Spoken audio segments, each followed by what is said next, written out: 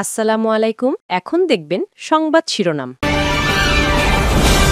ভোটের তফসিল ঘোষণা নিয়ে বুধবার রাষ্ট্রপতির সঙ্গে ইসি সাক্ষাৎ, সিইসির ভাষণ রেকর্ড করতে বিটিভি ও বাংলাদেশ বেতারের চিঠি। খালেদা জিয়ার জন্য এয়ার অ্যাম্বুলেন্স আসছে না কাল। আরও কিছু পরীক্ষা নিরীক্ষা শেষে বিদেশ যাত্রার বিষয়ে সিদ্ধান্ত জানাবে মেডিকেল বোর্ড।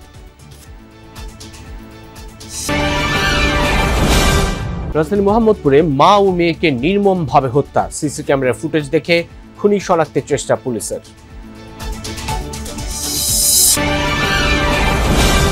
আগামী সপ্তাহ থেকে টাকা ফেরত পাবেন সম্মিলিত ইসলামী ব্যাংকের গ্রাহকরা। সামনে খেলাপি ঋণের দায় নিতে হবে কর্মকর্তাদের, বললেন গভর্নর।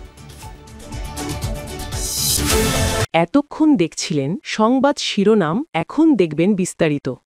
জাতীয় সংসদ নির্বাচনের তফসিল ঘোষণার জন্য সব প্রস্তুতি শেষ করেছে নির্বাচন কমিশন। বুধবার ভোটের তারিখ নিয়ে দুপুর 12টায় বঙ্গভবনে রাষ্ট্রপতির সঙ্গে সাক্ষাৎ করবেন প্রধান নির্বাচন কমিশনার এএমএম নাসির উদ্দিন নেতৃত্বাধীন নির্বাচন কমিশন। সেদিনই জাতির উদ্দেশ্যে সিইসির তফসিল ঘোষণার ভাষণ রেকর্ড করবে বাংলাদেশ টেলিভিশন এবং বাংলাদেশ বেতার। একই দিনে এবার ভোট হবে ত্রয়োদশ জাতীয় সংসদ নির্বাচন এবং গণভোটের। নির্বাচনের আইনবিধি ও প্রার্থীদের আচরণ বিধিমালা সংশোধন, ভোটার তালিকা চূড়ান্ত সহ ভোটের সার্বিক প্রস্তুতি সম্পন্ন করেছে নির্বাচন কমিশন। নির্বাচন ঘিরে এসব কর্মযজ্ঞ আর ভোটের তারিখ নিয়ে রাষ্ট্রপতির সঙ্গে সাক্ষাৎ করতে বুধবার বঙ্গভবনে যাবে এএমএম নাসির উদ্দিন নেতৃত্বাধীন নির্বাচন কমিশন। পরে দেশবাসীকে ভোটের সময়সূচি জানাতে বাংলাদেশ টেলিভিশন এবং বাংলাদেশ বেতারে রেকর্ডিং করা হবে বলে জানান ইসি সচিব। ডিসেম্বরের 10 তারিখে মাননীয় প্রধান নির্বাচন কমিশনার স্যার বাংলাদেশ টেলিভিশন এবং বাংলাদেশ বেতারে একটা ভাষণ রেকর্ড করবেন। এখন রেকর্ডের বিষয়বস্তুটা এবং সময়টা এটা স্যার নির্ধারণ করবেন, কিন্তু একটা রেকর্ডিং হবে এটুকু আমি জানা আছে এবং সেটা আপনাদের সাথে শেয়ার করলাম। সোমবার সকালে প্রথা ভেঙে সিইসির সঙ্গে সৌজন্য সাক্ষাৎ করতে আসেন পাবলিক সার্ভিস অ্যাডমিনিস্ট্রেটিভ অ্যাসোসিয়েশনের প্রতিনিধিরা। তারা ভোটে সর্বোচ্চ সহযোগিতার আশ্বাস দিয়ে গেছে বলে জানান ইসি সচিব। সিভিল সার্ভিস অ্যাসোসিয়েশন থেকে যে যতটুকু সহযোগিতা প্রয়োজন তার থেকে বেশি ছাড়া কম করা হবে না। কেউ যদি এসে বলেন এখানে তো আইনগত বাধা নেই এবং অতীতে করেননি বলে নতুন করে করা যাবে না, এরও কোনো প্রতিবন্ধকতা নেই। এদিকে জাতীয় পরিচয়পত্র প্রকল্প থেকে রাজস্ব খাতে নিতে কমিশনের এনআইডির আইডিইএ প্রকল্পের সারা দেশের কর্মকর্তারা কমিশনের সামনে অবস্থান কর্মসূচি পালন করেন। বিএনপি চেয়ারপারসন বেগম খালেদা জিয়ার শারীরিক অবস্থা এখনও অপরিবর্তিত, তবে সবশেষ সিটি স্ক্যান রিপোর্ট স্বাভাবিক এসেছে বলে জানিয়েছে মেডিকেল বোর্ড।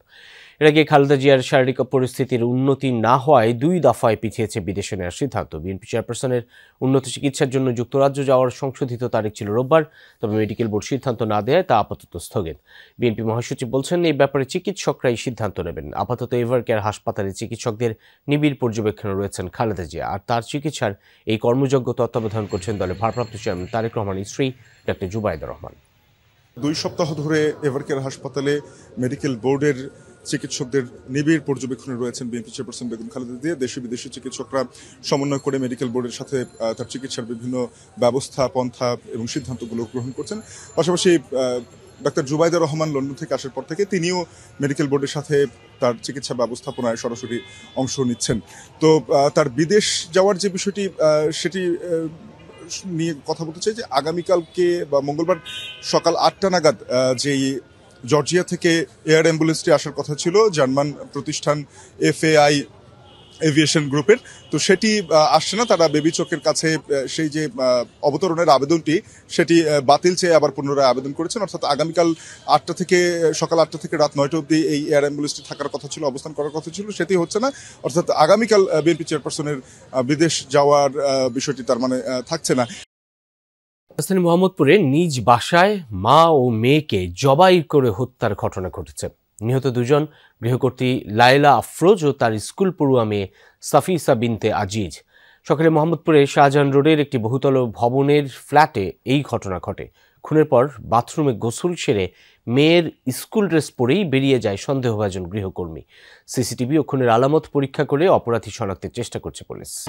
সকাল 7:52 কালো বোরকা পরে মুখ ঢেকে ভবনের মূল ফটক দিয়ে ভেতরে প্রবেশ করেন গৃহকর্মী আয়েশা। প্রায় 2.25 ঘন্টা পর 9:36 স্কুলের পোশাক পরে পিছে ব্যাগ নিয়ে বেরিয়ে যান।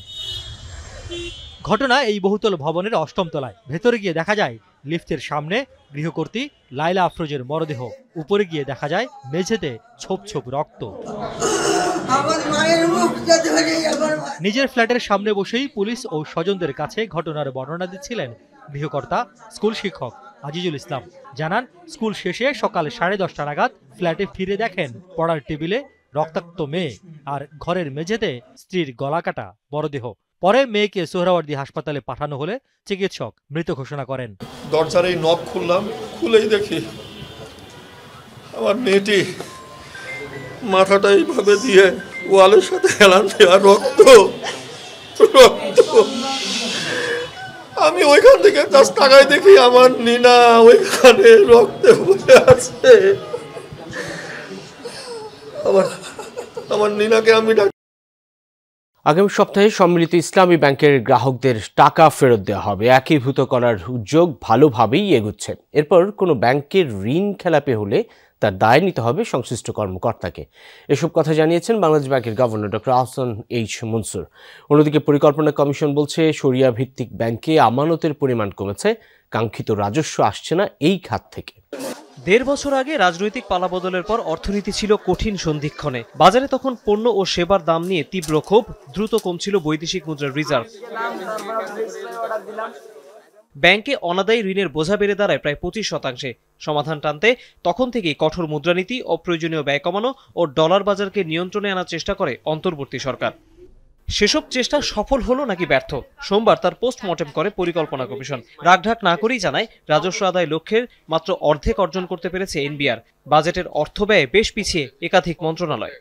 ইনস্টিটিউশনস কাজ না করলে যে অন্যান্য এসডিজির ইনইকুয়ালিটি বা অন্যান্য বিষয়গুলো যে কাজ করে না, পাওয়া যায় না, অ্যাচিভমেন্ট হয় না, তারই একটা রিফ্লেকশন এখানে আছে।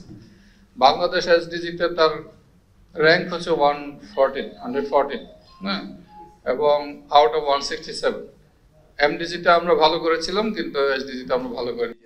অর্থনীতিবিদরা বলছেন, বিপজ্জনক পরনির্ভরশীল অর্থনীতির দিকে এগিয়ে যাচ্ছে বাংলাদেশ। অর্থাৎ সংস্কারের ইচ্ছা থাকলেও অনেক ক্ষেত্রে সাফল্য আসেনি। দুষ্ট চক্রের মধ্যে পড়ে গেছি। সেটা হলো যে হাই ইন্টারেস্ট রেট, এটার কারণে কস্ট অফ ক্যাপিটাল হাই, এটার কারণে cost of doing business high, সেটার কারণে আমাদের ইনভেস্টমেন্ট কম, এবং তারপরে সেটার knock on effect, cascading effect পড়ছে হলো আমাদের এমপ্লয়মেন্টে। Political will as well as political stamina, এই দুটো যদি একসাথে না হয় তাহলে সংস্কার এগোয় না। আর সংস্কার এগিয়ে নিতে না পারলে যেমন করেছে তার চেয়ে বেশি ভালো করা খুবই কঠিন। এনবিআর চেয়ারম্যান জানান, প্রচলিত আইন দিয়ে ভ্যাট আদায় করা কঠিন। অন্যদিকে সরকার